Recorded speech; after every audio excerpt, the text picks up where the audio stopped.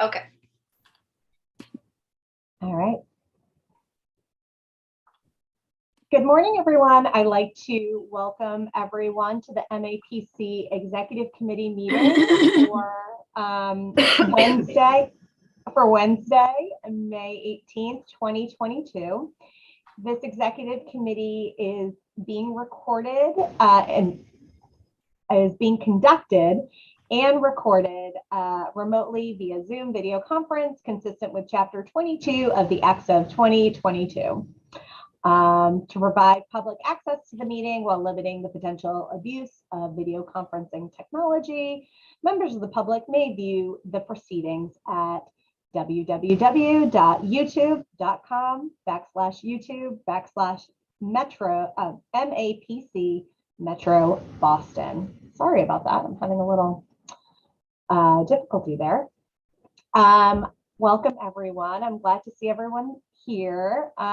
Just so as a bit of housekeeping, if you can see us and you choose to share your camera, we can all see you. So please keep that in mind. We are not only being recorded right now, but we're also live on YouTube and we'll be in syndication on YouTube. So that's always a fun thing. Just before we start roll call, I did want to mention, and we'll kind of get to this, that this is my last executive committee meeting as president. So I just wanted to take a quick minute before we started and before everyone kind of went everywhere to thank everyone for the last 3 years, staff, members of the committee that are here today and that have been on the committee previously. I have enjoyed working with everyone, even if it had to be over screen, mostly for the last 3 years, but I've really enjoyed our time together and I really value everyone's expertise and point of view. So I just wanted to say that before we kind of got started today. So thank you. Oh, thank you. Thank you. And with that, I'm going to start the attendance. So if everyone could come off mute, please, I'd appreciate it. And here we go. Sharonda Almeida. Kurt Bellavance. Here. Keith Bergman. Present. Karen Canfield. Here, and thank you, Aaron, for your service. Oh, thank you, Karen. Adam Chapdelaine. Here. Bob Cohen. Tom Daniel. Here. John DePriest. Here. Yolanda Greaves. Here. Sandra Hackman. Here.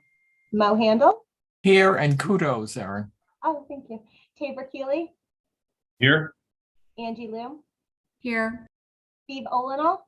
Here. George Proakis. Courtney Rainey. Jenny Raitt. Here. Vandana Rao. Present. Sam Seidel. Here. Lauren Shirtliff.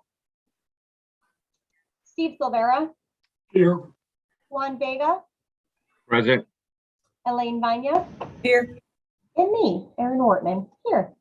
Thank you, everyone, for that. And I'm not going anywhere. I mean, I get a seat as immediate past president, if that is the case. So I'll still be on screen or in person for as long as I'm immediate past. But thank you for that. And anyone who has joined us and missed the roll call, just put your name in the chat. I'm still going to say everyone's name when we take votes and do attendance, so no big deal. Okay. All right, next up is the approval of minutes from April 27th, 2022. I move approval. Aaron, Yes. unless I'm mistaken, Oh. Sorry, I hit a wrong button. Sorry, Andrea. Go ahead, Steve. unless I'm mistaken, I was at the April meeting. Because we're not in person, they all sort of blend together, and I can't state that with 100% certainty. I know I wasn't at the March meeting, but I do believe I was at the April meeting. I think you were at the April as well. Yeah. Okay. So who made that initial motion? I did, Aaron. Tom did. Okay, sorry, Tom. I was trying to move my stuff around to see who was, you're at the bottom of my screen. So, okay, Tom, would you be okay to make that motion with that change if we go back and double check the video to make sure Steve's attendance is properly captured? Yes. Okay, great. Thank you so much, Tom. Is there a second to Tom's motion to approve the minutes with change if needed? I'll make a Second. second. I had Jenny before John, so sorry about that. So we have the motion made by Tom Daniel and the second made by Jenny. Any questions, comments, or concerns before we come off mute? Not seeing anything. So at this time, please come off mute. And here we go. Roll call is necessary. Sharonda Almeida. Kurt Bellavance. Yes. Keith Bergman. Aye. Karen Canfield. Aye. Adam Chapdelaine. Aye. Bob Cohen. Tom Daniel. Aye. John DePriest. Aye. Yolanda Greaves. Aye. Sandra Hackman. Aye. Mo Handel. Aye. Tabor Keeley. Aye. Angie Liu. Aye. Steve Olenoff. Aye. George Proakis. Aye. Courtney Rainey. Jenny Raitt. Aye. Vandana Rao. Aye. Sam Seidel. Yes. Lauren Shirtliff. Steve Silvera. Aye. Juan Vega. Aye. Elaine Vanya. Aye. And Aaron Wortman. Aye. Motion passes. Thank you so much, everyone. Okay, great. So next up on the agenda is the report of the treasurer, and I'm going to call on Treasurer Sam. Well, thank you, President Aaron, and thank you for your leadership. You were the lucky one who got to be leader when we all learned Zoom. So thank you very much. First pandemic in 100 years. So there we go. But very well done. First order of business is to welcome the new Director of Finance, Anna Cole. And so I will just take the prerogative of welcoming her myself as the new Finance Director. She gets to go through her first budget process right now, but it's wonderful to have her on board. And I don't know if she wants to say a couple of words to the group. She doesn't have to if she doesn't want to, but I wanted to take the opportunity to welcome her on behalf of us all. Thank you, Sam, for that. I am delighted and feel honored and privileged to be part of this group. I'm really looking forward to diving into my new role as Director of Finance here at MAPC. And I'm learning something new every day. This is my 7th day today. Well, welcome. It's great to have you. And I know there's a lot to learn. And as I was joking with you the other day, the acronyms will just kind of overwhelm you sometimes, but don't worry. You can always ask somebody if you can't remember what those 5 letters actually stand for. With that, my work today, what we're doing today is reviewing the FY23 budget. And you should have all received that via email and have that in front of you. So what I'll do is I'll go through it all. We'll look at the revenue side, we'll look at the expenditure side, and then hoping we'll get a favorable recommendation to pass on to the full council for their review and hopefully their approval in the future. The Finance Committee met on May 16th, and we reported it out, this budget out favorably to the Executive Committee. So that's what we're looking at today. The overall message of the budget, as we reviewed it and looked at it, is that the budget is strong. In that sense, MAPC continues its work of producing solid budgets that are conservatively estimated, but also include revenue growth and lots of projects. And I know my predecessor, Tabor Keeley, can speak to how far we've come over the last 10 plus years. Big numbers are, we are looking at about $460,000 of increased operating revenue for the agency, and an overall increase of revenues up by $2 million. Some of that will be passed through, but again, an increase on both those numbers. We're looking in this year to add the deputy director for planning. You'll see that on the expenditure side, but that's a new hire included in all the many hiring work that is going on at the agency right now. The return to the office, as Mark was commenting at the beginning, is continuing to happen. That includes increased travel expenses, other office expenses. And another big thing to note on the expenditure side is that the strategic planning and the DEI work is going to kick off more fully this year. So you'll see an increase there in the budget as we look at that. And then the overhead rate holds steady at 118% from last year. So those are some of the big takeaway numbers, the sort of 30,000 foot view. I will now go into the revenue budget, and then I'll take a little pause, and if there are any questions or comments or thoughts at that point. Could I just ask, do you want any of these things up on the screen, or are people just looking at it on their own? Well, good question. I think probably, why don't we put up the revenue budget just so people can see that? Okay, Andrea, do you want me to do that, or do you want to do it, Andrea? Sorry, I lost Wi-Fi for a second. That's What was okay. the? I'll share the revenue budget. That's fine. Let me make sure that I can accomplish that by sharing appropriately. I may need a little, there we go, share screen.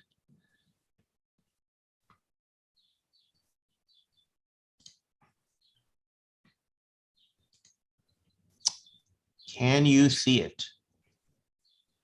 I can see that. Hopefully everybody. It is in small print, and if someone gave me guidance, I would try and, oh, Yes, there it is. Touch Plus the little sign. plus up above. Yep. Yeah. There it is. There we go. Okay. All right, Sam, it's all yours. I'll just. Well, I'm going scroll to, down. thank you, Mark. You'll be here because really what I'm going to do is just go over some top line numbers just to make some general points about some items on the revenue side that are interesting, worth noting. We obviously can go in at any greater depth.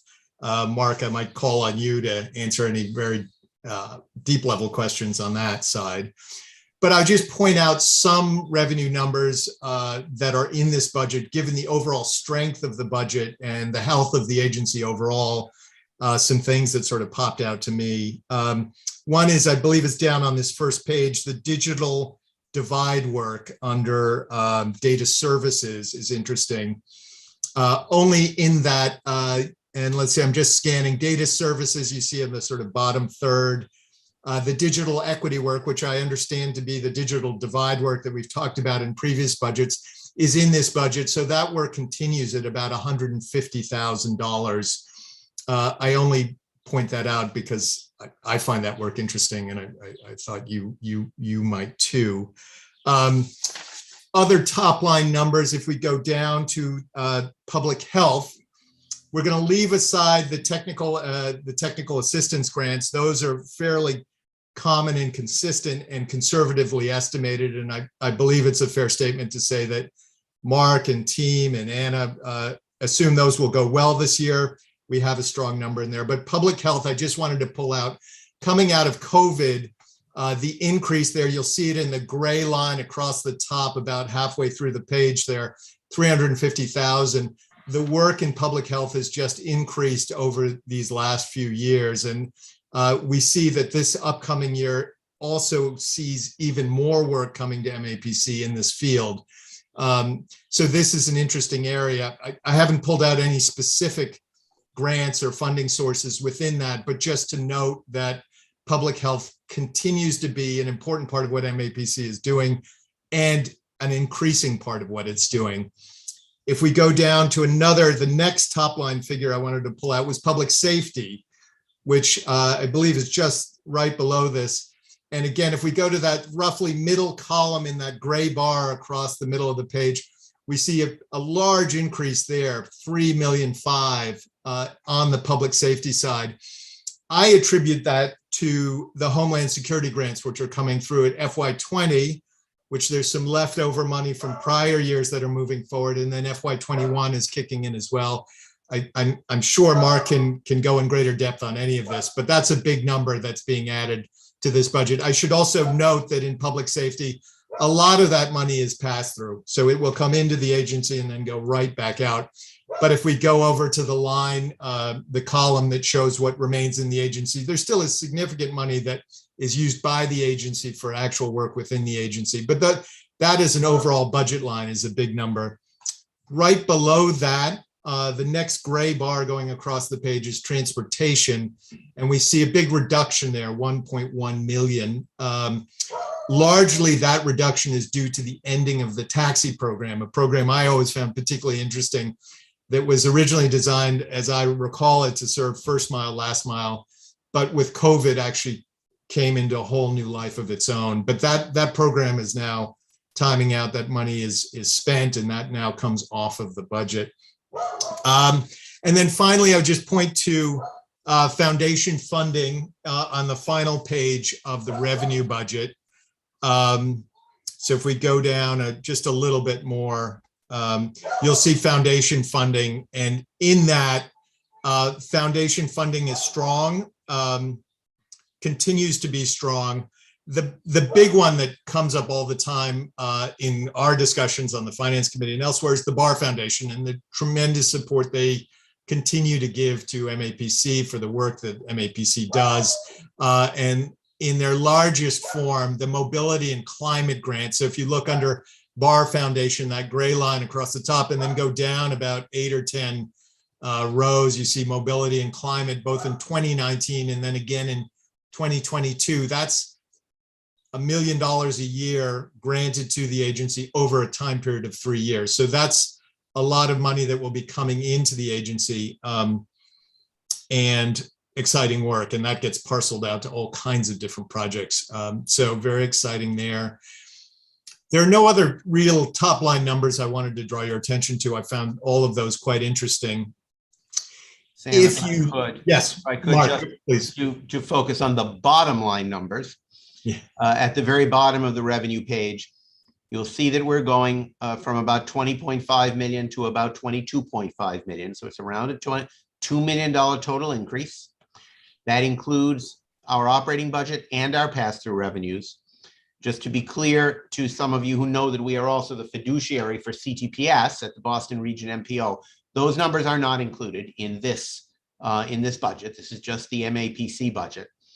And there is a fair amount of revenue that's carried over into future years, because we only recognize revenue when we actually bill to it, not even when it goes into the bank.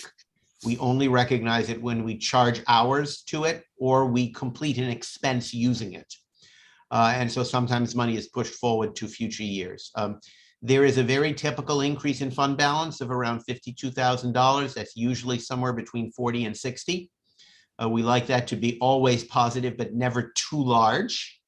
I'm proud of the fact that this represents 19 straight years of an increase to fund balance. And those are some of our top line points overall.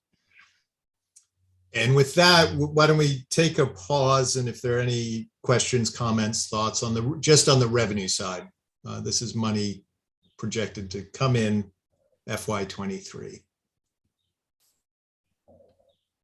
And hearing none, seeing none, I still have the spreadsheet up in front of me. So if I'm missing you, feel free to contact Aaron or somebody.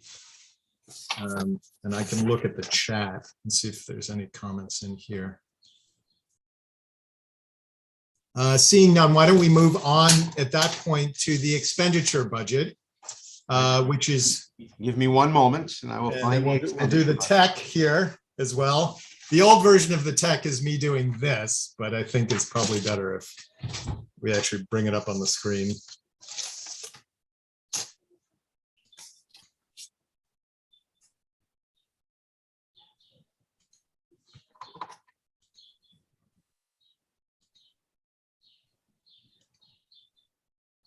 Have we got it? Yes, I am seeing it. So hopefully everybody is seeing it. This is the expenditure budget for FY23, and I'll just bring out a couple of notes. One is under right at the top, personnel, administrative salaries, direct staff, indirect labor, $158,000 increase. The deputy for planning is projected to join the agency this year. So that number reflects both that and the normal, the usual salary increases that are built into the budget annually. Other numbers to point out here, an increase on under the travel subsection on transit passes, and then some out-of-state travel. That is all of us coming off of Zoom and going back to live in-person interactions, and just folding that back into the expenditure side of the budget, as people will be going into the office more frequently. Nothing particularly under operational services to note. The net is actually a decrease of 19,000 under operational services. And then going down to the bottom section, other expenses, I would really only call out the strategic plan DEI assessment consultant that is going up by $50,000. That all of that work is scheduled to really kick off this year. And we had some interesting conversations as to whether or not that's going to be a sufficient number. But in the budget, that's where it's going to sit as a number. And that seems perfectly reasonable. And if it needs to be discussed more, it will be discussed more. Beyond that, as you add all of that in that column, you get to 236,000, which is an increased number from the mid-year budget. But all of this seems reasonable and was reviewed by the Finance Committee and sent out with approval. So with that, why don't I pause and see if there are any questions on expenditures, or if Mark has anything you wanted to add about expenditures. I'll just note, and I think that I know Anna's on the line, and I think Sheila is also logged in now, and Peter Dilsizian is here, and maybe Lourdes as well. So if I get any of this wrong, I want people to correct me, please. A normal question would be, well, why was the revenue budget 22 and the expenditure total is 6? Are you pocketing the remainder? And the answer is both yes and no, because this is the indirect expenditures. It does not include the tremendous amount of funds that we pass through, mostly to cities and towns, but also to other vendors and actors of various kinds with whom we contract. It also does not include direct salaries, or the salaries that we bill, that we charge to actual project work. So, you know, I'm indirect and Anna is indirect, and some people are half indirect and half chargeable. But most of the planning staff, the vast majority of people at the agency, they're like, you know, 90, 95%, 85% chargeable. And so they don't appear on the indirect budget, but their salaries are still in there. So that's one of the reasons for the differences, or two of the reasons: pass through and the direct versus indirect comparison. So if you had that question, there's the answer to that question. But are there any questions, comments, thoughts at this point? If not, I'll just sum up to say the budget looks strong. This is Angie. I do have a question. Oh, yes, please. The question is about insurance. I'm curious to whether MAPC carries like cyber security insurance. Yes. Well, that's a good question. Mark, I'll hand that over. Yeah, we've been spending a lot of time on that issue, Angie, as we have addressed in recent months a cybersecurity incident that took place at CTPS. I could give you much more detail on that situation offline, but fundamentally, I think it's important to note that it happened, and it appears the damage is very, very minimal. We are also seeking to strengthen our cyber systems at both MAPC and CTPS, even though I think it's fair to say that the MAPC system was stronger than the CTPS system. We already had in place good, strong insurance, which protected us and covered the vast majority of our costs. I think that CTPS ended up paying out of pocket about $25,000 as a result of this incident, and the remainder was covered by our insurance. I know the question often comes up, did we have to pay any ransom? The answer to that is no, we did not have to pay any ransom, even though that might also have been covered if it were necessary and if it were prudent. We do expect that in part because of the incident, but also in part because of the fact that we need to re-up our cyber insurance on a regular basis, that it might go up the next time. We do not know by how much, so it is not included in the insurance line item right now, but I would not be surprised if the mid-year insurance line item in January does increase by a certain amount. Thank you. Other questions, comments, thoughts? Overall, I would say the budget looks very healthy. My experience is MAPC team staff are very conservative in their estimates on the revenue side, and that almost has always played out well for the agency. And I know my predecessor Tabor can speak to just how much more robust this budget is, both in terms of total dollar amounts, but also diversity of revenue sources that the agency has been able to accomplish over the last decade and a half and more of the tenure, Mark's tenure here. So it was reported out by Finance Committee favorably to Executive Committee, and at this point, I would entertain a motion to report this draft FY23 budget to the full council with a favorable recommendation from the Executive Committee. I would only make one other suggestion, which is since the only document that actually will go to council, yes, third document, the so-called summary document, you might want to say a few words about this document that I have just shared and recognize that this is actually the document that you are that the Executive Committee will recommend the council adopt. Thank you, Mark. Yes, absolutely. So this document you are looking at now is what, in fact, will be sent over to the council for their review and hopefully their approval.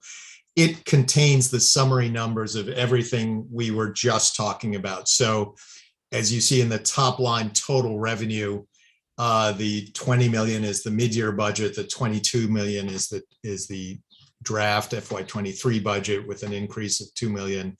The net available for internal operations is the 10 million at mid-year and the 11 million at draft, with a net increase of 100,000.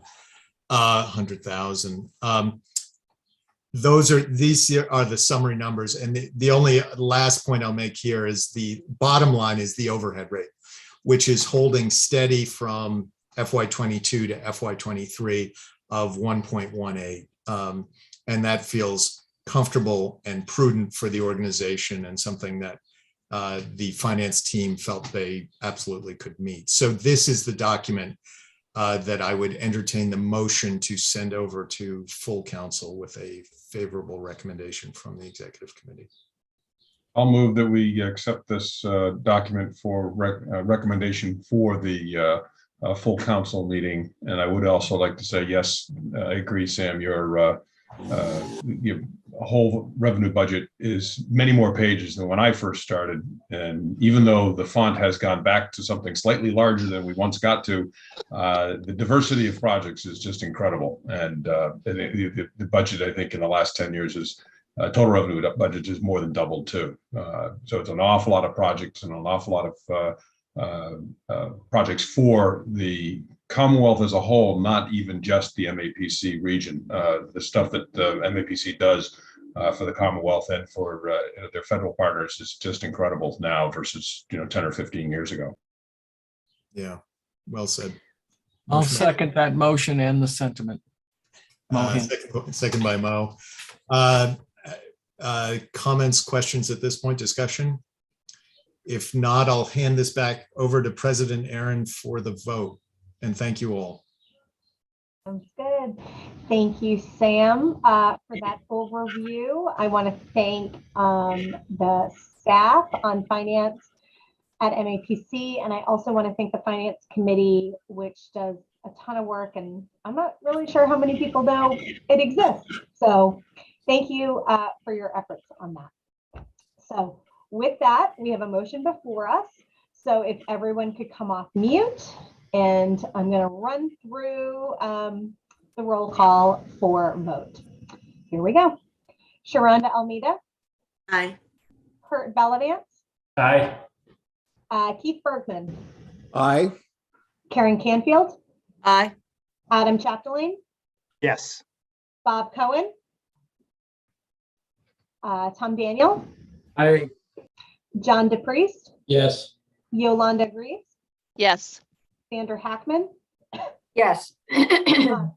Mo Handel, Yes. Tabor Keeley, Aye. Angie Lou, Aye.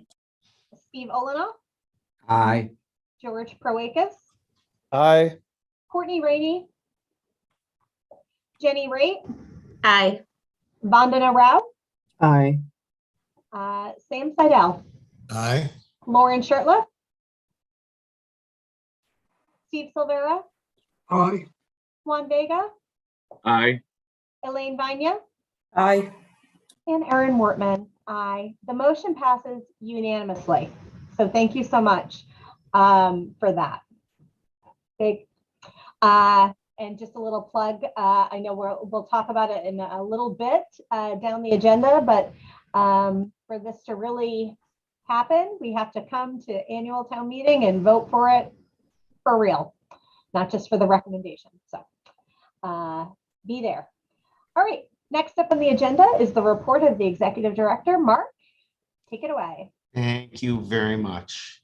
So I'm going to have the ED report up in front of me. You don't need to have it up in front of you, and so I'm not going to share it, but you've all received it, and you can take a look at it now or later at your convenience. I'm going to start off by just mentioning something that I mentioned in the chat. I want to give an enormous and hearty congratulations to Jenny Raitt, who's with us here today, who will be joining the MARPA table of the Mass Association of Regional Planning Agencies as director of NEMCOG, the North Middlesex, I believe it is North Middlesex Council of Governments. And I think I called it NEMCOG, but I believe it is just NMCOG. And that is the group of cities, I think it's 9 cities and towns surrounding Lowell. I think many of you know that, most of you know that Jenny, of course, is an alum of MAPC. She is one of the leading planners in Massachusetts, and I regard her as a dear friend. And I can't tell you how happy I am, and I think we all should be, at her ascension to this role. She's going to do great things at NEMCOG. I think she's the first new director of NEMCOG in, I believe, 40 years. So it's quite something, really. The ground shakes. What can I tell you? Also, he's not here now, but George Proakis is expected to be the new city manager for Watertown. Has George joined us? He has? I am here, yes. Oh, you are there, George. Off screen, but here. So unless he screws it up in the next couple of days, it seems likely that that will be his new position, although he is with the city of Somerville for now. And George has been a longstanding member of this committee, and we work so closely with George. MAPC staff works so closely on George on so many important and progressive projects in the city of Somerville. Initially under Mayor Curtatone and more recently under Mayor Ballantyne, that he is also to be heartily congratulated for this move. Well deserved. Couple of things still to happen there, but I appreciate it. Thank you. Well, you know, we're hoping to cement them in by mentioning it on the MAPC Zoom link here. So Appreciate that. Thanks. On the executive director's report, I'm going to just highlight a few sections. One is under clean energy. The very first item, the North Suffolk Zero Carbon Action Plan. We do a lot of work with the combined cities of Chelsea, Revere, and Winthrop, which tend to have a fair amount of need. And one of the things we are doing with them now, and it's so great to be doing something that isn't related to COVID with these communities, we're still doing plenty of COVID work, but is to assist them in coming up with their net zero action plan. Specific recommendations for ways in which they can achieve net zero across all three of these communities. It is a very collaborative process with the three communities, their planning departments, their public works departments, and also community-based organizations like Green Roots in Chelsea that are working to develop this plan. Very proud of the clean energy work that's going on there. I will also mention that we submitted very detailed comments to the state's clean energy and climate plan. Big kudos to Cami Peterson, our Director of Clean Energy, and as you know, a member of the state's Clean Heat Commission.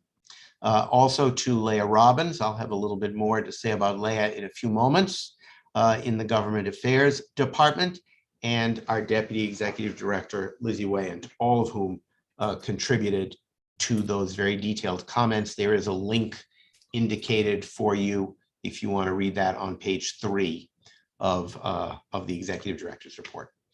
One of the things that Data Services, always a very busy dozen people, have been working on in the last few months is combining American Community Survey, ACS, and census data and coming up with a whole new series of information about individual communities and about the MAPC region by subregion, by community type, statewide, by regional planning agency, and other geographies. Again, the link is provided on page 4.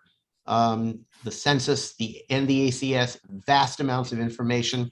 If they're going to be useful, they require people to make sense of them and deliver them to planners and local officials in a usable manner. And that's what our data services folks are doing. So that's on page 4. Under land use, I'd like to draw your attention to the first 2 segments in land use under zoning on page 6. The first is Rockport. The second is Concord. And I think if you read both of them, you see a little bit of an example of the kind of work we do and some of the successes and some of the challenges that we have. We have worked in both of these communities for around 3 years on warrant articles that went to town meeting in the last few weeks. We were very successful in Rockport. We got 3 out of the 4 items passed. In Concord, we were not as successful. But we don't give up. We're not giving up on the 4th item in Rockport, and we're not giving up on the rezoning of the Concord Thoreau Depot Station. We lost that vote 55-45. There was tremendous support from the towns and its leaders. I think that I can include Keith as one of those leaders. And you know, 45% of the people at town meetings supported us. We ran into a buzzsaw of some opposition.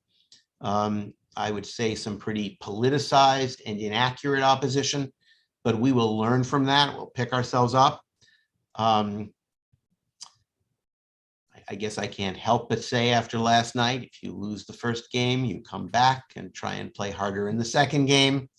And that's exactly what we're going to do here. I'll say honestly, sometimes it's tough for members of our staff to work on something for 2 or 3 years and then have it go down at town meeting because, you know, 40 people showed up that you didn't expect would show up, or because of some inaccurate information that was distributed on social media within a few days prior to the vote. We even had that in Rockport, honestly. And it can be difficult. But what I'm always saying to staff, and what I hope you folks will as board members will say to staff, is that there's no straight line to winning. You just, you know, we're going to learn from some losses too, and we're going to move forward and do a better job, maybe come up with a better product. So I would draw your attention to the greater detail that's provided there on page 6. I'm also going to note on page 7, we are doing an economic development plan for and with the town of Marshfield. I think some of you know, I know the officers are deeply familiar with the fact that Marshfield considered leaving MAPC and actually tried for several years to do that through the legislature. That did not succeed. And we have consistently reached out to the town over that period of time to say we are glad to work together on as many things as we possibly can. And we were very pleased when they came to us and asked us to work with them on this economic development plan. And I had a great conversation, first with Senator O'Connor, and then second with Town Administrator Maresco in the end, sort of the run-up to this request. And we're now very pleased to be working on this planning process with the town of Marshfield. I think it's going to be great for the town, and I think it's going to be great for the South Shore as well. Moving on, there are always huge numbers of things to talk about, but I can't talk about them all. I'm moving on to page 11, and a little discussion at the top of that page about our emergency preparedness practice. Great kudos to Mark Fine, Amy Riley, Beth Robert, and Dan Witz in the Municipal Collaboration Department for helping to standardize and expand and communicate about the emergency preparedness capacity that we have here at MAPC, and which we are intentionally growing to provide more services to cities and towns. There is a bit of an explanation of some of the startup activities of that work on page 11, and it is interdepartmental, although it is led by municipal collaboration. It involves the active engagement of staff from other departments as well, and it's something that I'm very proud of and think we're going to do a lot more of in regard to natural disaster, in regard to the health space, in regard to a number of other difficulties and crushing problems that can occur sometimes without warning in cities and towns, and for which you need to be prepared and from which you need to be resilient. The next thing I'm going to mention is thank so many of you for coming to the Metro Common 2050 launch. It was an excellent event. It was very well attended. We got good press. Congresswoman Presley was inspiring. And I want to thank all of the members of the team, particularly Eric Hove, Sasha Perotti, Emily Torres-Cullinane, and the entire communications team under Amanda Linehan's direction, Lizzie Wayant, my right hand, for a tremendous amount of work that went into the preparation for the launch itself. The operations department under Angela's guidance, Patrice and Andrea. The only problem with thanking people is you always leave people out, and I apologize for doing so. But it was a huge effort, our first in-person event in over 2 years, and I think it was a big success. Now, all we have to do is implement the plan, which I know all of us are up to doing. Continuing to move ahead, I'm actually going to reserve my remaining remarks for the transportation section, which is at the end, starting on page 16. A lot of tremendous work going on in transportation that I'd like to highlight. First of all, a big congratulations to one of our newest transportation planners, Jessica Boulanger, who presented at the National Planning Conference in San Diego on some of the work that she did, and which while she was in her graduate program at Tufts, using biometrics to design better places for people, and which is one of the skill sets that she has brought to MAPC. Big congratulations to Jessica for that presentation. You'll see it described and a picture of her making the presentation on page 16. The Boston Region MPO has recently completed its 2023-27 TIP, and this year it required a lot of last-minute changes, mainly because some projects were not willing to move forward. Eric Barras, our transportation director, deserves a tremendous amount of credit, as do his colleagues at CTPS, for working with the MBTA, with individual cities and towns, and with subregions to come up with a series of smart growth-oriented project replacements that went onto that tip at the very end of the process, and which are now funded. I'll just say what has traditionally happened here is if a project falls off, if there's room in the tip, nobody else is really ready to step up, and MassDOT will come in and say, well, we need it for highway money, just give it to us. And we do, because there's not much else we can do. But this year we were not going to be satisfied with that. There are some tremendous projects that are being funded here, and they are listed. And we're very happy about it. And Eric particularly deserves a lot of congratulations for that. Lastly, I will note we have been doing a tremendous amount of work to assist members of the Metro Mayors Coalition, although a few other communities are interested as well, in trying to stand up means-tested transit fare pilots or fare-free pilots. And the Metro Mayors Coalition has endorsed that activity. Mayor Wu came and made a presentation about some of the work that she is doing. And Eric Barassa came and made a presentation about some of the means tested work that is being considered in other communities. At the moment, it looks like Cambridge and Boston are interested mostly in free fare, and about a half a dozen other communities are interested really in means tested fares. Either one is a good thing. We're going to be seeking legislative support and funding to help with those pilots. We will learn a tremendous amount from the pilots and then hopefully be able to figure out how to move that into more permanent services, particularly in some of our lowest income, transit dependent and environmental justice communities. I'll close by noting that we have 5 new staff people. They are all phenomenal. Several of them have now been on board for a couple of weeks or even a month or so. And I've had a chance to sit down with them and meet them and listen to the original projects they're working on. We continue to see a fair amount of change in staffing at the agency. That's sort of the reality in our world these days. I'm always sad to lose people. I always try and convince them to stay longer, but a really great thing is that they are being replaced by equally phenomenal staff members. We may not get as many applications these days. I don't think anybody is, but the quality is not diminished. So welcome to the 5 of them. And I know if you run into them, you will welcome them as well. Madam President, that concludes my report. Thank you, Mark. Is there any questions for Mark?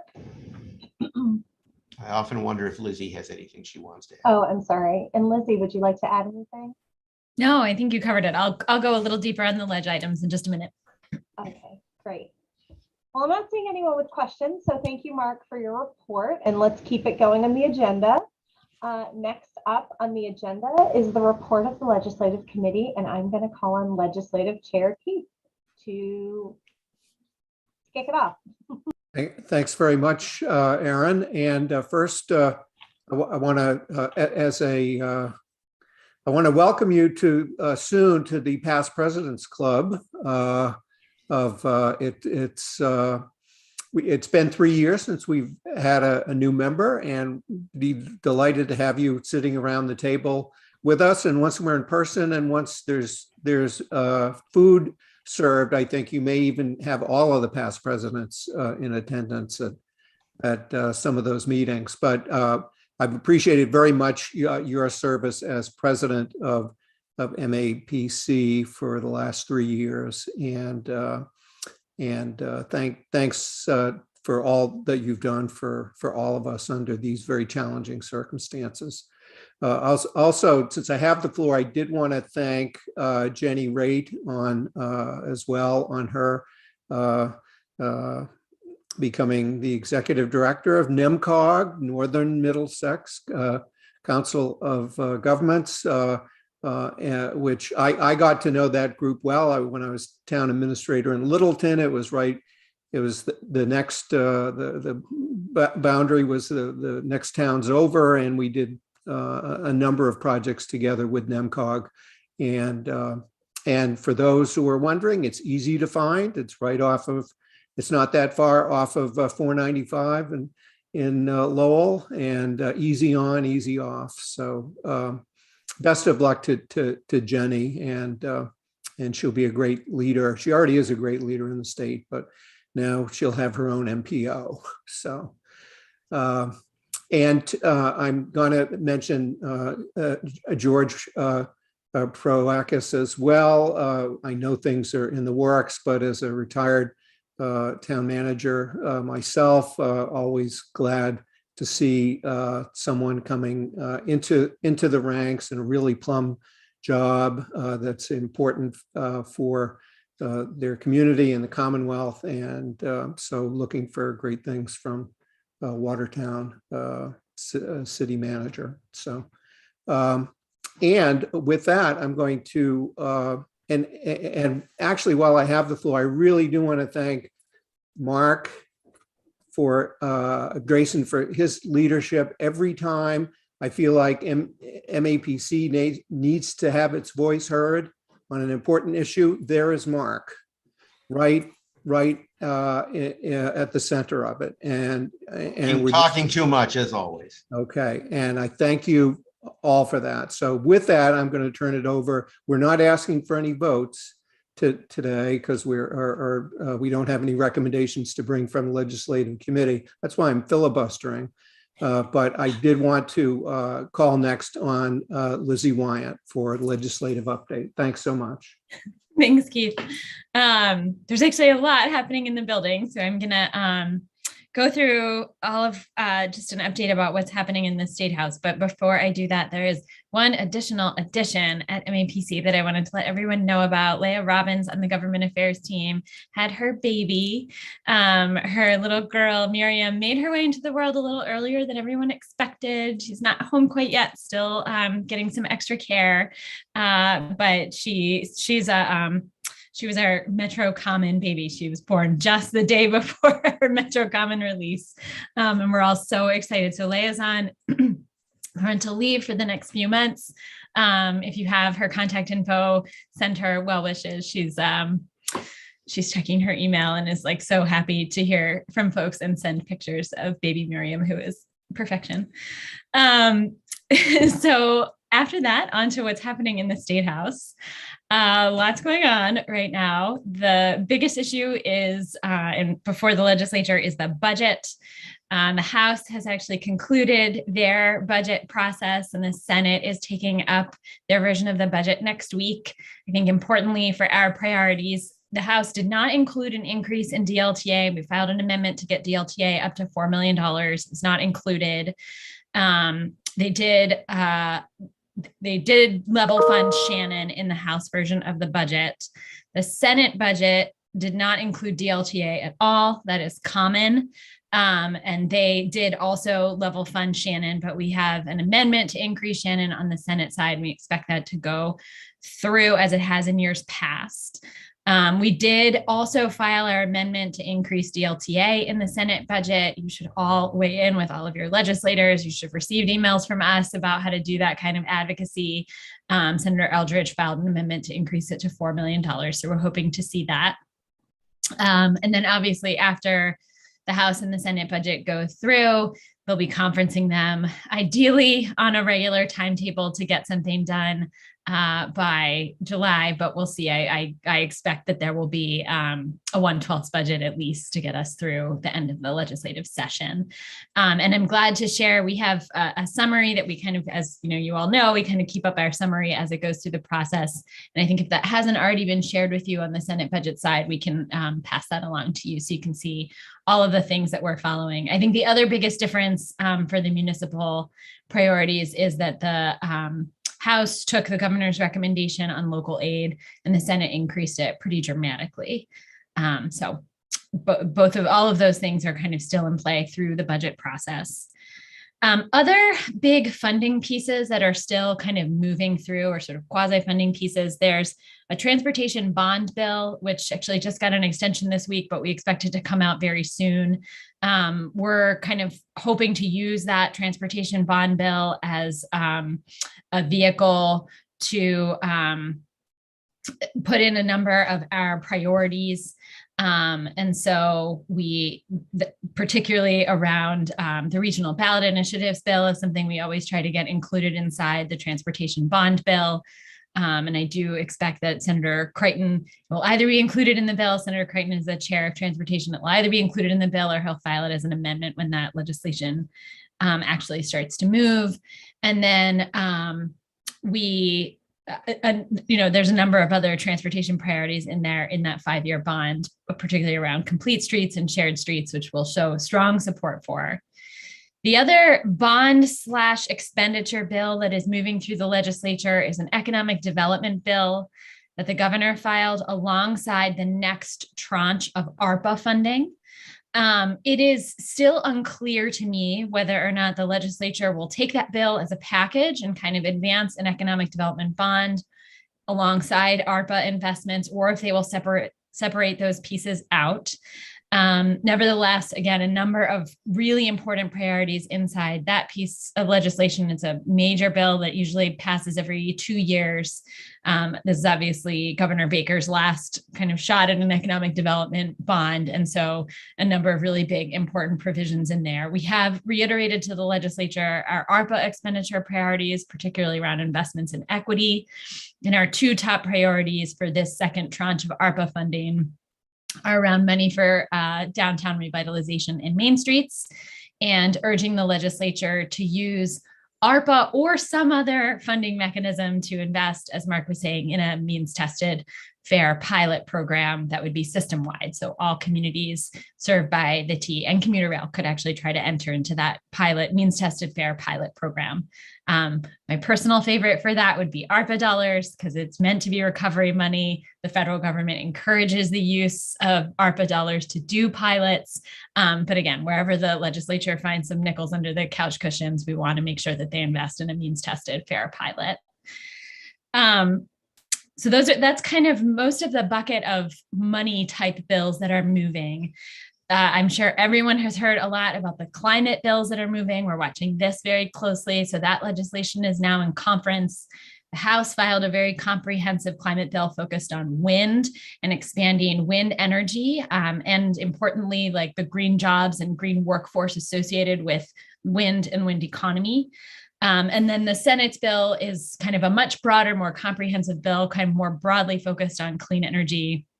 I think it's going to be a very difficult task to conference those 2 bills because the 2 branches have just sort of very different sets of priorities.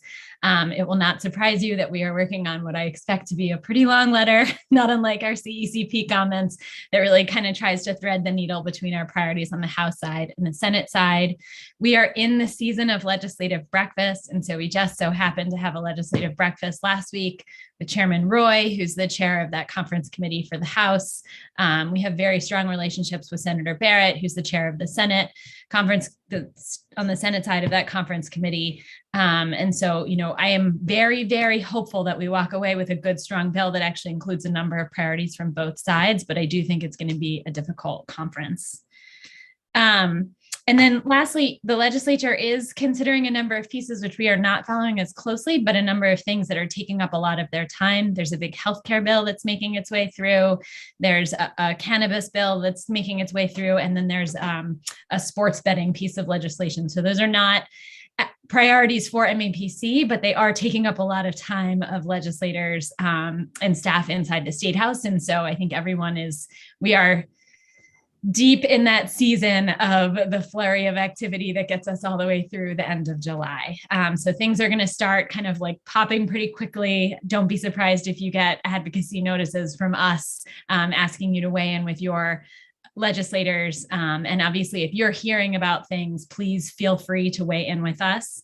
I think one of the things that we don't yet have a vehicle for that we are actually watching pretty closely for the end of the legislative session is a more permanent extension to remote meetings provisions. Legislators keep talking about this as something they really want to do.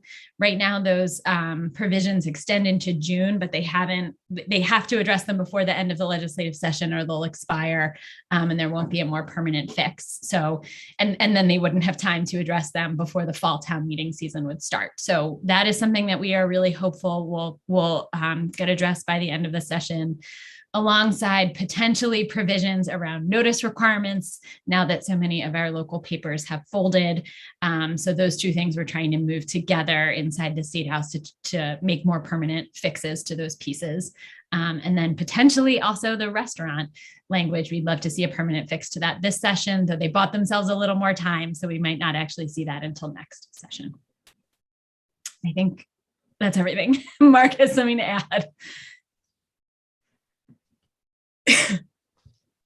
Yes, I do have something to add. I think that Matt placed in the chat the numbers for the 2 amendments, the 2 Senate amendments, Senator DiDomenico's amendment number 942 on Shannon, which we are trying to get back to our pre-Great Recession funding level.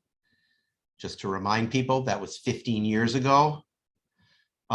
Secondly, the DLTA amendment, which is Senator Eldridge's at number 145. I want to talk for a moment about why the DLTA amendment is so critical and some arguments that you can use. And I'm going to mention three. You might say, well, gee, you had a $20 million budget last year. You got a $22 million budget this year. You're rolling in dough. Why do you worry? Why do you need an extra $100,000 or $150,000 for the MAPC portion of DLTA? And the reason is the DLTA is the core funding we use to provide technical assistance to cities and towns. That's how those hours get paid for, through DLTA and through assessment.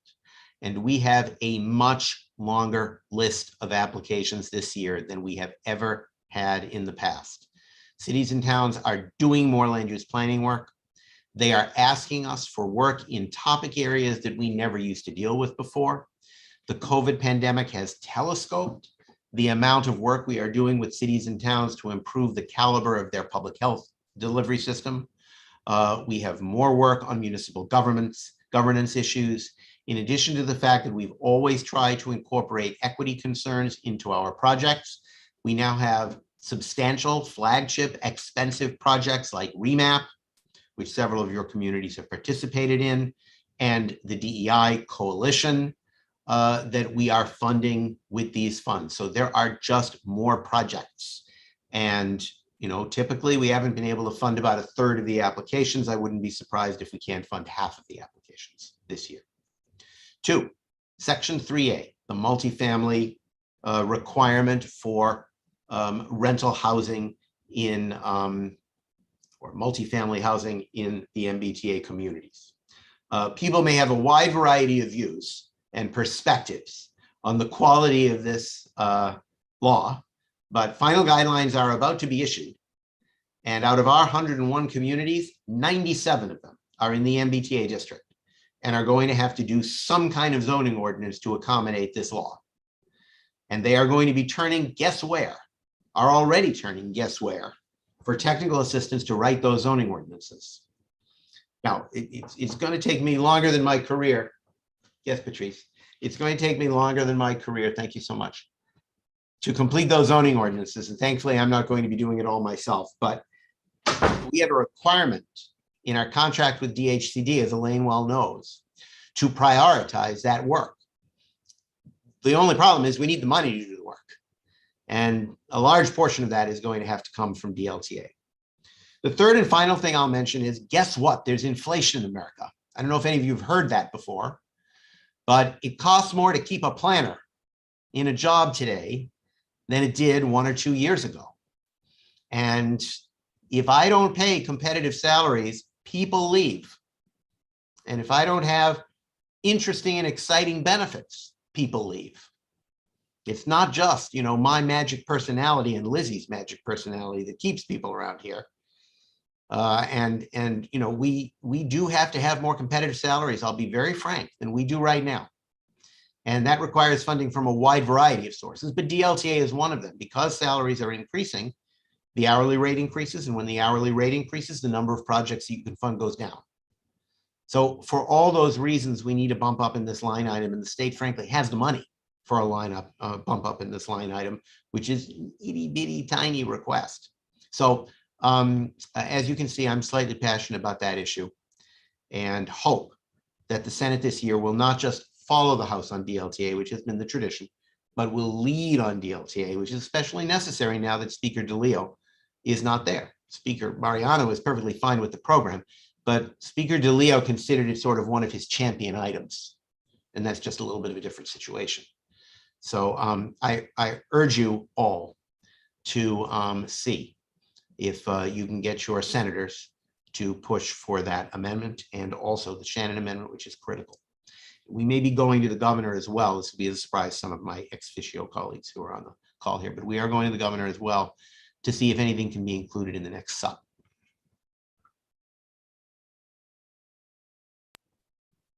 Great, thank you, Mark. Thank you, Lizzie. Is there any outstanding questions or comments at this time on this item? Great. All right, So next up on the agenda is the update of our annual council meeting. So is that Mark or Lizzie? I'll start, I Okay. guess. I Go just, ahead, Mark. the annual council meeting is on the 25th. I think it starts at 9 a.m. Andrea, do I have that right? Yes, that's Yes, correct. good. 9 a.m. It will be virtual. We had a big debate at MAPC about whether it should be virtual or in person, but we decided because we just did the Metro Common event in person, we would do the council meeting virtual. We also, to be perfectly frank, kind of know what the drill is to get a quorum virtually. We're not 100% sure what the drill is in our new world to get a quorum in person. Although we will eventually try that for a council meeting, but not this time. A quorum is critical at this meeting. That's to all of you and to everybody you know who's a member of the council, because we need to elect officers and executive committee members, and we need to adopt a budget. And both of those things require a quorum in order to do them. I will note, although you've all seen this in an email that's gone out already, that the nominating committee, under the able and strong leadership of Karen Canfield, and let's see, Juan was on the nominating committee, George was on the nominating committee, Imai from Weston was on the nominating committee, but is not here right this moment. And I am embarrassed to say I am now forgetting the fifth person who was on. Steve Silvera. Steve Silvera, who is here, but off screen. On the nominating committee, they have produced the following slate. Adam Chapdelaine for president, Monica Tibbetts-Nutt, who many of you will recall from the Fiscal Management Control Board and who is a longstanding executive director of the 128 Business Council, former member of this committee, as vice president. The marvelous Sam Seidel will reprise his role as treasurer. And Jennifer Constable, who many of you know, is the town planner in Rockland and a very active resident of Hull, will be secretary. Those are the nominees that will be placed to vote. For executive committee, Lizzie and I and Andrea, we're going over the list of nominations today. A few of you who we hope will serve have not yet filed your nomination papers. Don't know if I'll get everyone, but I'm looking around. Vandana, Yolanda, Sharonda, I remember particularly. Please file your nomination papers. We will be getting around to people individually to encourage them to do that. We will have some competitive elections, I think, in one or two of the caucuses, but not the others. The Elliott Scholarship will be given out to a deserving student. Lizzie is working with a crack team of readers to decide which of the applicants will get this coveted prize, which is not quite as remunerative as I think current college tuition levels demand, but we do what we can. And I don't know if there are any other items on the agenda I should mention. I have a feeling I'll be having a conversation with Lizzie this afternoon at 2 about whether or not there is a speaker or an activity that we want to add. I just wanted to flag, the meeting actually starts at 9:30, not 9 a.m. I pulled up the agenda just now and checked that. And I'm dropping the registration link in the chat for any folks who haven't gotten around to that yet. Thank you. Yes, thank you, Andrea. And please do your best to, because it's online, please do your best to log in at 9:15 or closer to 9:15 than 9:30, so we can kind of track quorum. Even if you sign in, not that I do this, I absolutely do this. Even if you sign in and then leave your screen to get coffee or to work on some emails, just sign in so we can count you as quorum and kind of regulate Mark's blood pressure when it comes to hitting quorum over our side text message chains. I would appreciate that. So are there any questions on the annual council meeting item?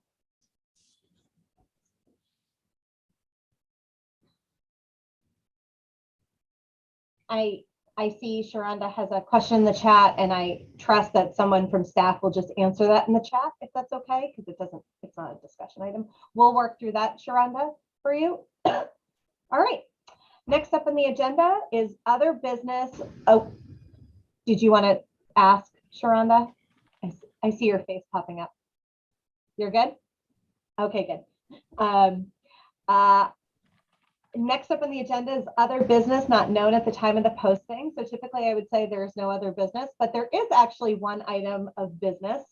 And that is kind of a existing MAPC officers item that because this is the last executive committee meeting of this specific group with this specific people, I would like to ask the executive committee to vote to authorize the current officers, meaning like today's officers, the ability to complete the annual review of the executive director and to authorize any salary adjustment in accordance with his contract prior to June 17th, 2022.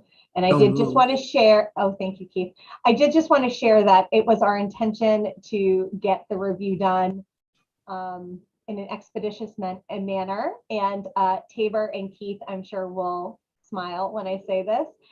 We do our best to get it done as quickly as possible, but sometimes it can't be done as quickly as possible. And that is not on Mark, that's not on us. It's really like we just want to do it correctly. And we've been very busy over the last 3 months, particularly with MetroCommon and stuff like that. So I appreciate the motion to allow us to do that. We did talk, obviously Adam is the heir apparent. And he agreed that would be appropriate and fine. Not that I want to speak for you, Adam, but rather than coming off mute, we did talk about it at the officers meeting, not to rush it and not to squeeze it in before this meeting. But we will have it complete before June 17th, 2020. Second the motion. Thank you, Mo. Yes. All right, thank you. All right, motion made by Keith, second made by Mo. Any questions or concerns before I pull up the attendance sheet and we can get this going? Could you read the motion, please? Sure thing. The motion is moves that the executive committee authorizes the current officers to complete the annual review of the executive director's contract. Oh, no, to complete the annual review of the executive director, period. And to authorize any salary adjustment in accordance with his existing contract prior to June 17th, 2022. And I should say he's in the middle of an existing contract, but we do an annual review, an annual performance review to make sure we're all on track within that. But this is not a new contract. This is just like the annual check-in. Okay. All right. So if there's no other questions, everyone come off mute, please. And here we go. Sharonda? Aye. Kurt Bellavance? Aye. Keith Bergman? Aye. Karen Canfield? Adam Chapdelaine? Aye. Bob Cohen? Tom Daniel? Aye. John DePriest? Aye. Yolanda Greaves? Sandra Heckman? Aye. Mo Handel? Aye. Tabor Keeley? Aye. Angie Liu?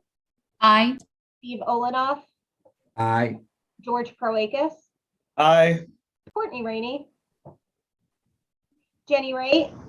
Aye. Vandana Rao? Aye. Sam Seidel? Aye. Lauren Shirtliff? Steve Silvera? Aye. Juan Vega? Aye. Elaine Vanya? Aye. And Erin Wortman. Aye. Motion passes unanimously. Thank you so much, everyone. I really appreciate it. Again, that was not our intent at the beginning of spring to ask for that kind of relief, but I appreciate that the executive committee is flexible with that request. So thank you. Mark or Lizzie, any other business not known at the time of the posting?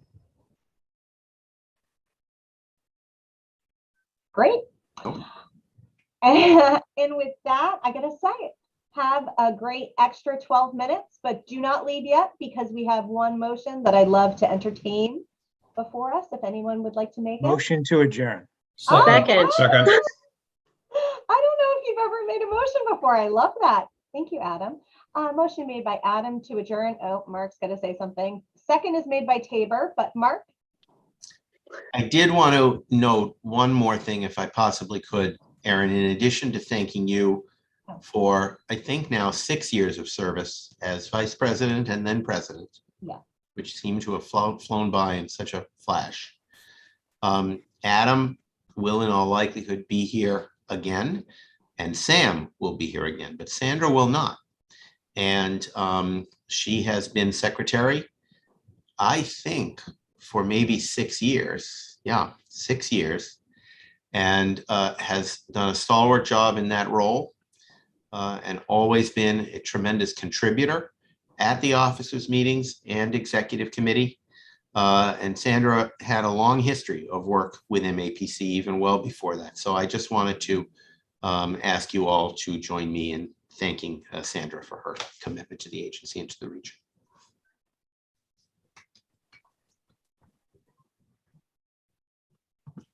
Yes, thank you so much, Mark. I had it on my list to publicly thank her at the council meeting, but we can do it here too. So Sandra, thank you so much. I know you're a secretary under Keith and under me, and I really appreciate you always agreeing to continue service. Yes, that a not so subtle plug for legislative committee, future legislative committee participation. Great idea. All right, so with that, there's a motion and a second before us. If everyone could come off mute. As soon as I find my list here, here we go. All right, here we go. Sharonda Almeida. Aye. Kurt Bellavance. Aye. Keith Bergman. Aye and bye. All right, bye. Karen Canfield. Adam Chapdelaine. Aye. Bob Cohen. Tom Daniel. Aye. John DePriest. Aye. Yolanda Greaves. Sandra Hackman. Mo Handel. I saw Aye. your lips. Tabor Keeley. Yes. Angie Liu. Aye. Steve Olenoff. Aye. George Prowakis. Aye. Courtney Rainey. Jenny Raitt. Aye. Vandana Rao. Aye. Sam Seidel. Yes. Lauren Shirtliff. Steve Silvera. Aye. Juan Vega. Aye. Elaine Vanya. Aye. And me, Erin Wortman. Motion passes. The meeting is adjourned at 12:51. Thank you all so much for coming. And I will see you at the annual council meeting on May 25th. Have a good one. Thank you.